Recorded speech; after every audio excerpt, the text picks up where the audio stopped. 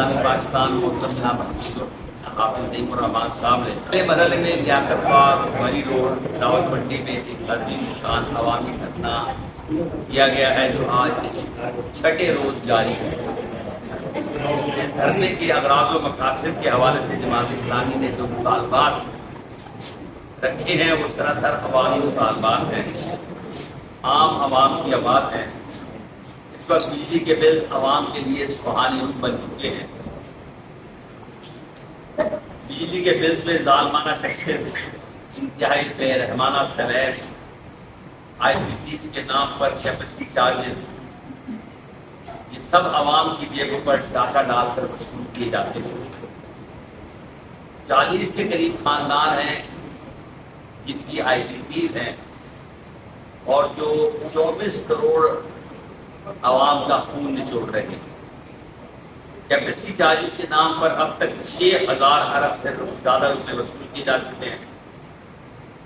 بجلی کے بل units rail آسمان کو چھو رہے ہیں اور بجلی کے بلز کی وجہ سے لوگ اپنی قیمتی اشیاء بیچنے پر مجبور ہیں۔ غریب عوام خودکشیاں کر رہے ہیں، لیکن اب اس کو بڑھا کر 75 روپے کر دیا گیا ہے تاکہ بین الاقوامی سطح پر اگر پیٹرول کی قیمتوں میں کوئی کمی ہو تو اس کا کوئی فائدہ عوام تک نہ پہنچے۔ پیٹرول کی لیوی ٹیکس یہ سراسر عوام پر ظلم ہے اور ہمارا دھرنا اس کے لیے بھی۔ اسی طریقے سے جو تنخواہ دار طبقہ ہے، چاہے وہ سرکاری ہو یا غیر سرکاری، سب سے زیادہ ٹیکس دینے والا تنخواہ دار طبقہ ہی ہے۔ 2018 میں تنخواہ دار طبقے نے 75 ارب روپے کا ٹیکس دیا، لیکن اب 2023-24 میں یہ تقریباً 375 ارب روپے تنخواہ دار طبقے کی جیبوں سے وہ کاٹا گیا ہے۔ اور آپ اندازہ لگا لیں کتنی تو تنخواہ دار طبقے کی تنخواہ سے نہیں بڑھی۔ اسی طریقے سے تنخواہ دار طبقے کے اوپر اس بجٹ کے اندر مزید اس کے ٹیکس کا سلیب بڑھا دیا گیا ہے۔ جاگیردار طبقات سے کوئی ٹیکس وصول نہیں کیا جاتا اور پچھلے سال سے 5 ارب روپے سے بھی کم جو ہے ٹیکس اس کو وہاں سے وصول کیا گیا۔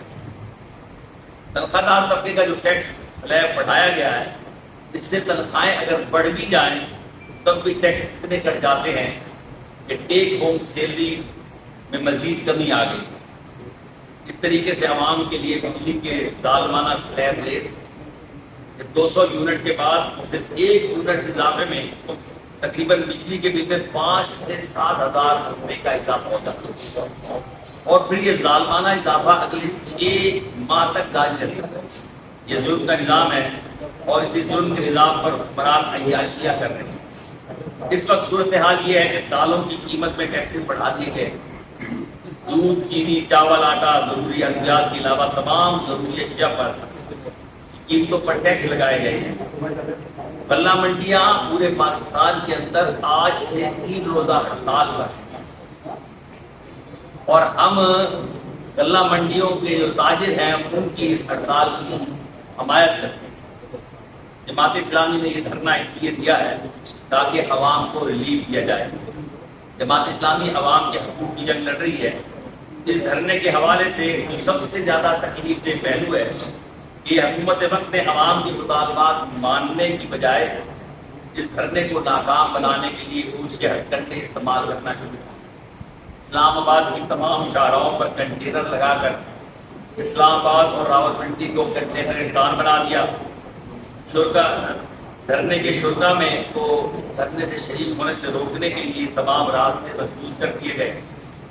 اس کے علاوہ جماعت اسلامی کی ضلعی اور صوبائی قیادت کے ارکان و کارکنان کے گھروں پر پولیس گردی کی گئی۔ ڈاکٹر، PhD اساتذہ، کسان نمائندوں اور جماعت اسلامی کے امیدواران صوبائی اور قومی اسمبلی کے گھروں پر چھاپے مارے گئے، ان کو حراست میں لیا گیا۔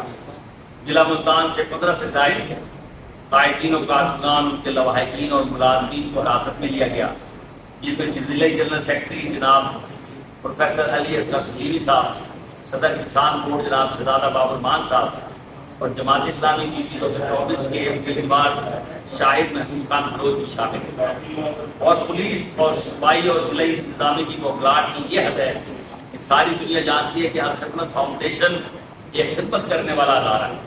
اس کے سیکورٹی گارڈ اور اس کے ایڈمن کو بھی رات کی تاریکی میں حراست میں لیا گیا اور باوجود اس رات میں ان کو رہا نہ کیا گیا. یہ سرسر سلطان کی ضلعی انتظامیہ اور سی پی او اور ڈی سی او کا ظالمانہ اقدام ہے. ہم اس کی شدید الفاظ میں مذمت کرتے ہیں. ان لوگوں کو غیر قانونی طور پر حراست میں لیا گیا اور پوری 18ویں سے جیل بھجوا دیا گیا. جہاں تعلیم یافتہ بے گناہ اور معصوم لوگوں کو پیشہ ورانہ مجرموں کے ساتھ پھانسی کی سزا پانے والے مجرموں کے ساتھ کال کوٹڑی میں قید کیا گیا. انتظامیہ سے بات کی ہمارے کارکنان کو غیر قانونی حراست میں لیا گیا ہے, ان کو رہا کیا جائے, تو انہوں نے رہا کرنے سے انکار کر دیا اور ہائی کورٹ کے حکم پر مجبوراً انہیں رہا کرنا پڑا. میں جناب کمشنر اور سی پی او ملتان سے یہ بات کہتا ہوں کہ آپ نے ظالمانہ کام کیے, یہ انتہائی سفاکانہ ہے.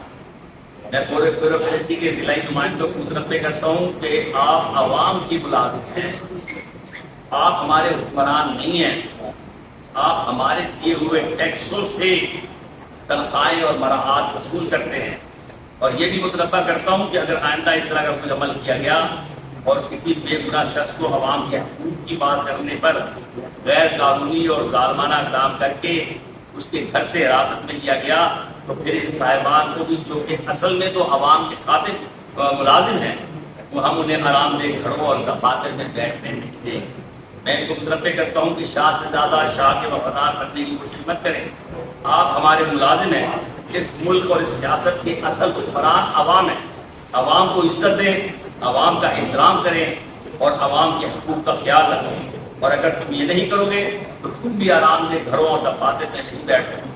میں پاکستانی قوم سے اپیل کرتا ہوں کہ یہ دھرنا ہر طرح سے آپ کے حقوق کی جنگ ہے, اور یہ جنگ جماعت اسلامی نے شروع کی ہے. ہماری جدوجہد کسی پارٹی کے خلاف نہیں ہے, کسی حکومت کے خلاف نہیں ہے, کسی فرد کے خلاف نہیں ہے, بلکہ ہم صرف اور صرف عوام کے حقوق کی بات کر رہے ہیں.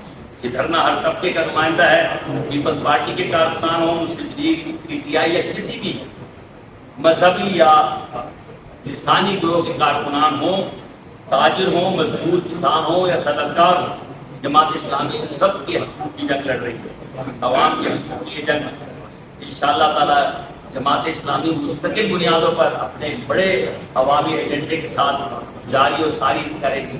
یہ دھرنا جس کا نقطۂ آغاز تو ہے اس ملک کے نظام کے خاتمے کے لیے, لیکن یہ دھرنا آخری جو ہے کام نہیں ہے, بلکہ یہ مستقل چلنے والا انشاءاللہ ایک تحریک ہے. عوام کو حقوق دلوانے تک انشاءاللہ تعالی یہ تحریک جاری رہے گی. ہم انشاءاللہ تعالی دھرنے کو بھی جاری رکھیں گے جب تک کہ عوام کے حقوق جو ہے وہ جو ہے یہ حکمران طبقہ ان کو نہیں دیتا اور عوام کے اوپر سے اس ظالمانہ نظام کو ختم نہیں کیا جاتا.